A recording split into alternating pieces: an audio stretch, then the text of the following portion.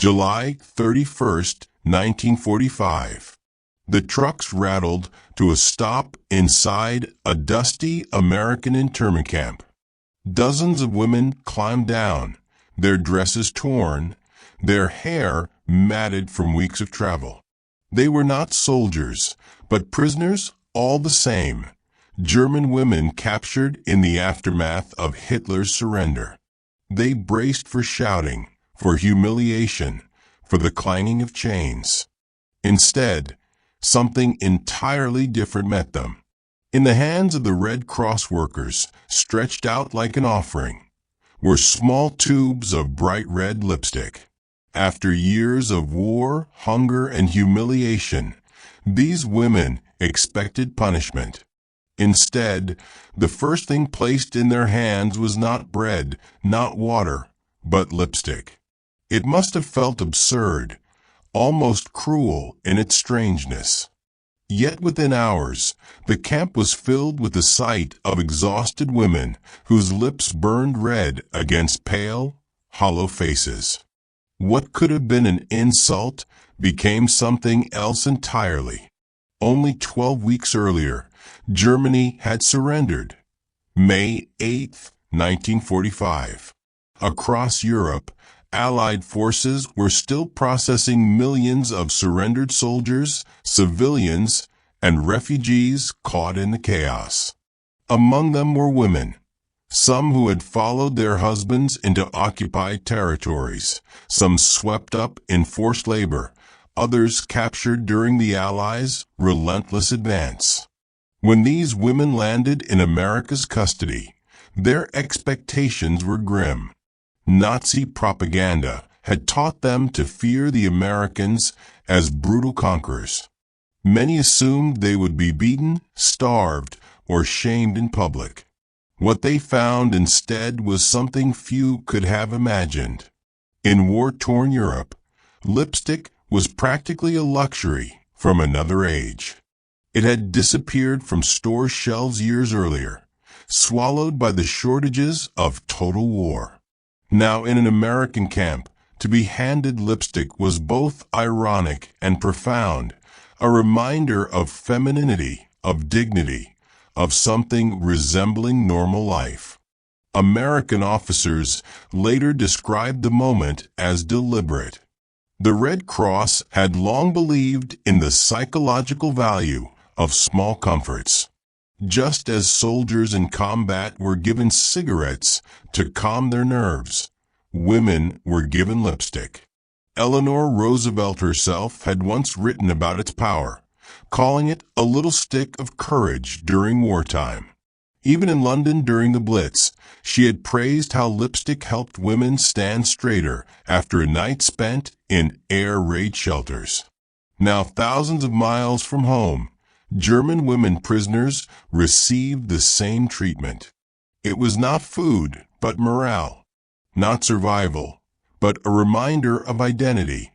One American observer put it bluntly, "We gave the men cigarettes. We gave the women lipstick," and both looked equally relieved. By 1945, nearly 400,000 German POWs were scattered across more than 500 camps in the United States. While the majority were men, a smaller number of women and civilian detainees also found themselves behind American fences. Imagine the scene. Rows of women stepping off the transport trucks, their skin sallow from lack of food, their dresses stiff with dirt. In their hands, the strange, waxy tubes. A swipe of red across their lips, and suddenly they looked almost theatrical. Tragic figures caught between humiliation and renewal. Some looked absurd, others quietly defiant. Most, for the first time in years, felt human again. One German woman later admitted, "We looked like clowns, but for the first time in years, we looked like women again." Nurses from the Red Cross remembered the laughter. Barracks that had been silent during the first nights of arrival suddenly filled with giggles as women teased one another, trading colors, smudging their cheeks red when mirrors were nowhere to be found. It was fragile, almost childlike joy, alien after years of bombing raids and hunger. The lipstick itself was notoriously cheap, the kind mass-produced for the war effort. Some joked it was so waxy you could use it to seal an envelope, or melt it down into candle wax if the lights went out. Still, the humor itself was proof of its effect. Where there is joking, there is relief. That first day in camp was not just a surprise. It was a quiet transformation. For women who had prepared to be despised, the lipstick suggested something else entirely, that their captors might see them not as enemies, but as human beings. And though no one could have predicted it then, the lipstick would be remembered for years, not because of its color, but because of the dignity it restored. But lipstick was only the beginning. What came next shocked them even more. They had prepared to be hated. Instead, they were fed, clothed, and even entertained. On summer evenings, women sat in the camp yards with plates of white bread and jam, watching American soldiers play baseball on makeshift diamonds. The crack of the bat and the laughter of the players were strange music to women who had last heard gunfire echoing through their ruined cities. Back home in Germany, food was scarce, cities lay in rubble, and soap was a rare commodity. Families burned furniture for heat, and children learned to stretch thin rations for days. Here, behind American fences, the prisoners received 3 meals a day, soap for washing, and, almost mockingly, beauty products.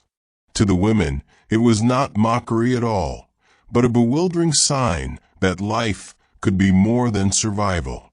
The United States had pledged to follow the Geneva Conventions closely, partly to prove a point and partly to ensure that American soldiers captured overseas might receive the same treatment. That decision gave these women an experience they never expected: comfort in captivity. The camps were more than barracks and barbed wire. Some had small libraries where German books were shelved beside English ones. Others built orchestras, with violins and clarinets donated by local communities. Sewing rooms were opened so that women could stitch dresses from donated fabric, turning uniforms into something resembling normal clothing again. The gestures were small but profound. One woman recalled bursting into tears when she was handed a square of chocolate by a camp worker. She had not tasted chocolate since before the war began, and its sweetness brought back a life that felt as though it belonged to another world. Another memory told of American children who came to the camp fences with flowers in their hands, offering them through the wire.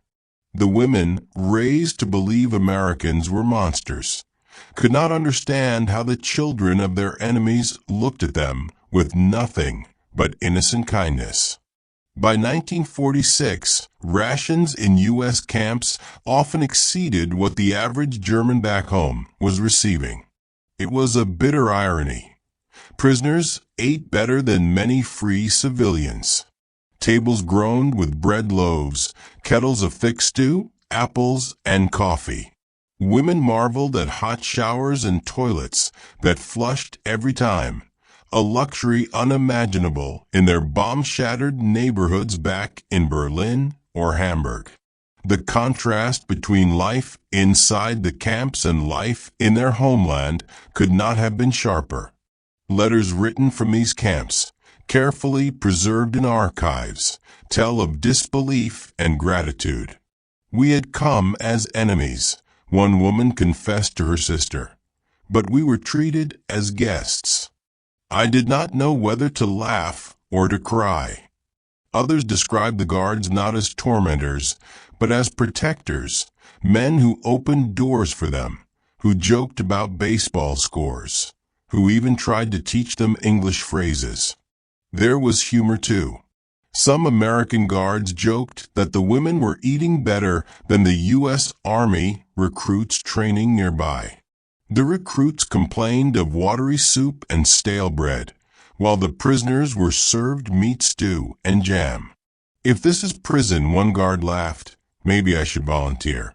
For the women, the laughter itself was liberating. It meant they were no longer only Germans, only enemies. They had become people again, capable of sharing a joke across the barbed wire. The experience planted seeds that many women carried for the rest of their lives. Nazi propaganda had painted Americans as merciless brutes who would enslave or destroy them. Yet the reality was a lipstick tube pressed into a hand, a bar of chocolate, a Red Cross nurse smiling as she handed out soap. For many, the camps became the first place they had felt safe in years. No bombers overhead, no soldiers pounding at the door, no starvation pressing them toward despair. The security was strange, almost embarrassing to admit, but it was real. For these women, lipstick became more than a cosmetic. It became a symbol of survival, of a dignity returned when everything else had been stripped away. It was not vanity, but humanity itself, smudged across their lips in the unlikeliest of places. War had stripped them of identity, safety, and even hope. In the end, it was not just bread or soap or shelter that gave them back a piece of themselves. In the unlikeliest of places, red lipstick restored more than color to their faces. It restored their sense of being human.